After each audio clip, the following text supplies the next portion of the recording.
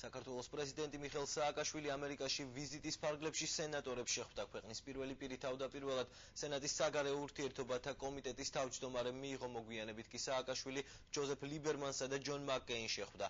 ორმხრივი შეხვედრების შემდეგ მხარეებს შორის გაფართოებული შეხვედრაც გაიმართა. შეხვედრის დასრულების შემდეგ ჯონ მაკკეინმა ჟურნალისტებს განუცხადა, რომ შეხვედრის დროს საქართველოს მიერ წარმატებულ რეფორმებზეც ისაუბრა და განსაკუთრებული ყურადღება ეკონომიკურ მიღწევებზე გაამახვილა.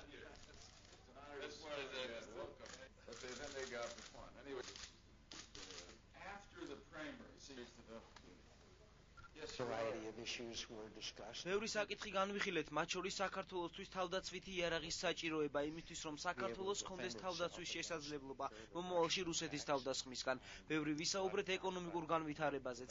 საქართველო ნამდვილად იმსახურებს ქებას შესანიშნავი ეკონომიკური განვითარების გამო, რასაც საქართველომ დემოკრატიული წინსვლის გზაზე მიაღწია. ჩემი და რამდენიმე ადამიანის პრიორიტეტია დავრწმუნდეთ, რომ საქართველოს ჰქონდეს თავდაცვითი იარაღი, რომელიც მას სჭირდება.